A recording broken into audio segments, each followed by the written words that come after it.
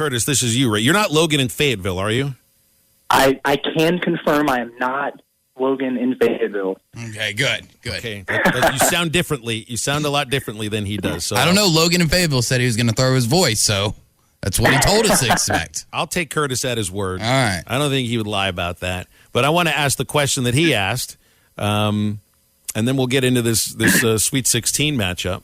He asked about Khalil Ware, committing to Oregon because of Chris Crutchfield. Crutchfield's not there anymore. Hogs have a shot at him?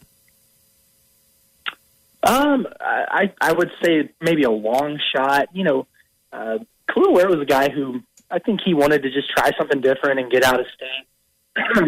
The last I heard, and probably haven't checked up on it as much as I should have during the NCAA tournament here, but sounds like he's, kind of remaining committed to what he's got going on there at Oregon for now. That could change, and if it does, I think it would make sense for Arkansas to kick the tires, but it's a guy who they don't grow those 5-star 7-footers on trees, so if he becomes available, in late March or early April, he's just going to have a ridiculous list of suitors after him. I wouldn't anticipate that happening for Arkansas, but here's the deal. Eric Musselman, with the way he operates in every facet of being a college basketball coach, I don't guess you could ever fully rule anything out. Well, all right, then let's get to this year's team instead of somebody who may not and probably won't be playing for Arkansas anyway. Sweet 16, 2 years in a row. It felt like you got Vermont's best punch outside of the free throw shooting in round one.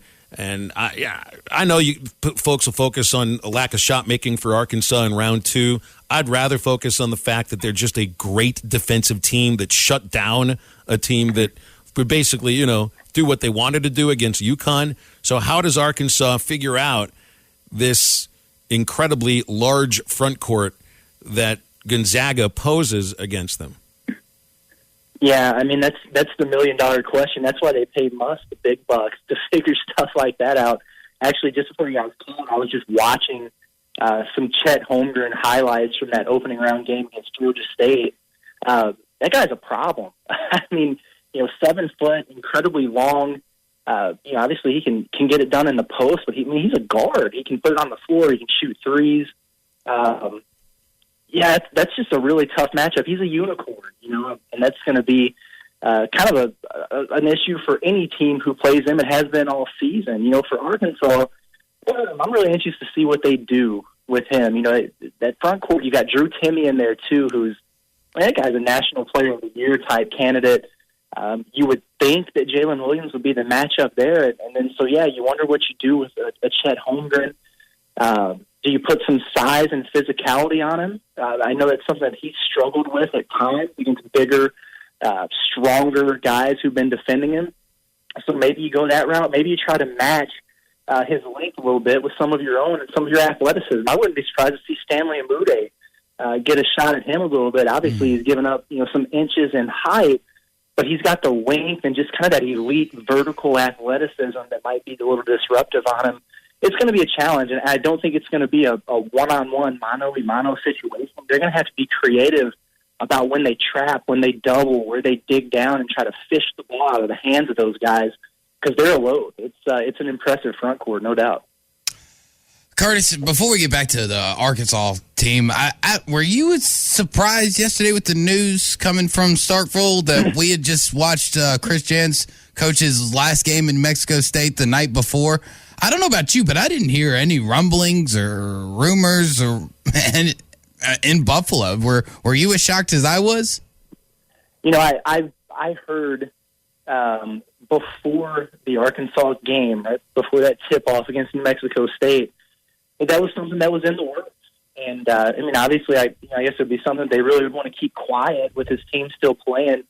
So I guess maybe I had a little bit of a tip on that, but nothing, more than a few hours in advance of that Arkansas game. And that's an interesting hire. I actually think it's a good fit. You just kind of look at his track record, the type of coach that he is, the way that his guys played, kind of fits the mold of what they do over there in Starkville. I think that's going to wind up being a good hire for him. I'm really interested. We can talk to Eric Musselman here in, I guess, a little bit over an hour, and I want to ask him about that. You just went to war with this guy in the NCAA tournament. Now he's joining your conference. I'm just anxious to hear his thoughts. But, it's really, really fascinating to see this coaching carousel in the SEC basketball world. Guys going out, guys coming in. It's going to be like a brand-new league next year. It probably kind of makes you feel good about where the Razorbacks are in terms of continuity, especially thinking about the class they have coming in. Oh, it definitely does. It does make you feel like that Arkansas is not only at the top of the SEC, but is primed to definitely stay there. And with this Sweet 16 matchup against Gonzaga, what is more important? Is it to do what Arkansas has done against, a Oscar Tshiebwe, and you let him get his and you shut down the other four? Or do you game plan like you did with New Mexico State, where you have Adis Toney shut down Teddy Allen? I mean, completely. I mean, one of the best defensive performances I've ever personally seen. Which, when it comes to Gonzaga and I guess kind of playing against a Chet Holmgren guy, is it let Chet get his and guard the four, or guard Chet and let the other four beat you? Yeah, man, that's a really good question, because Gonzaga, they're the number one team in the country for a reason, and as great as Chet is, you've got Drew Timme, you've got Nembhard, you've got Rasir Bolton. They've kind of got weapons all over that court in the starting lineup that can really go off and have big games.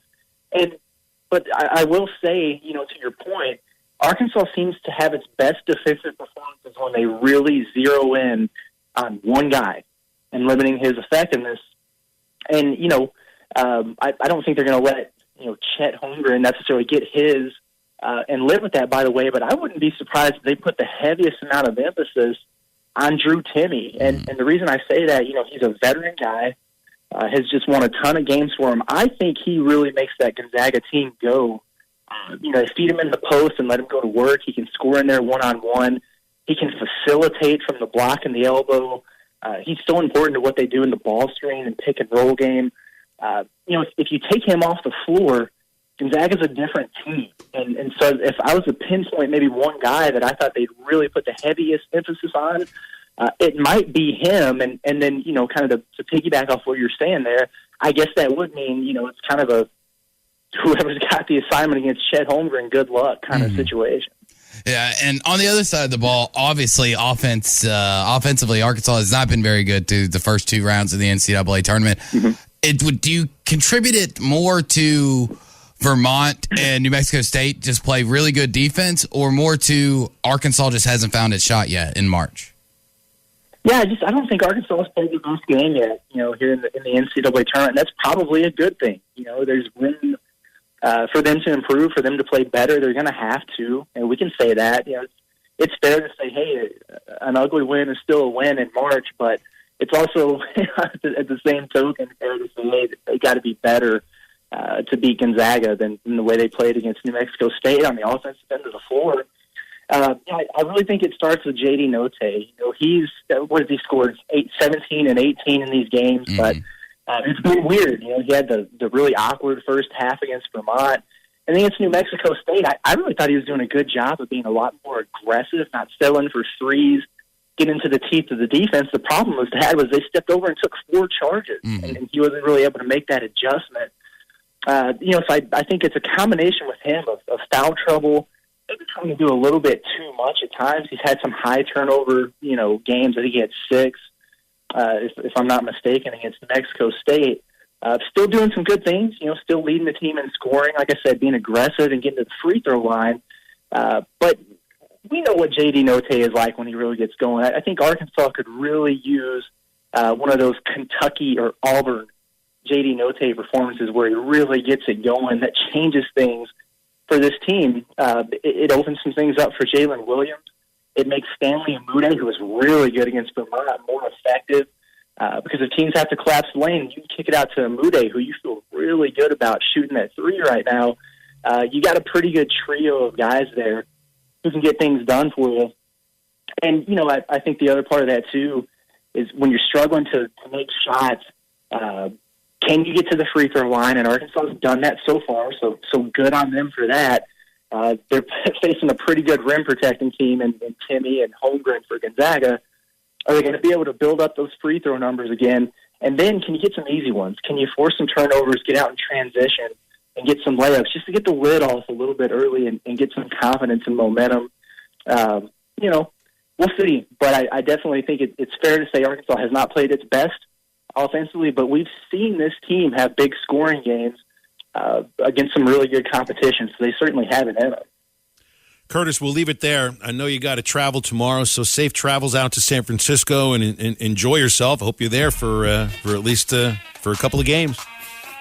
Yeah, absolutely. Thanks so much for having me on, and we'll talk to you guys soon. It's that time of year as college basketball takes center stage with the tournament finally upon us. If you're looking to wager this year, BetOnline is the #1 spot for all your updated odds and info, along with great contests, including the bracket contest, where you can have a chance to take home the top prize. Head over to the website or use your mobile device to sign up today and receive your 50% welcome bonus on your first deposit. Just use our promo code BELIEVE to get started. That's BLEAV. BetOnline is your continued source for all your sports wagering needs, including live betting and your favorite Vegas casino games. BetOnline, where the game starts.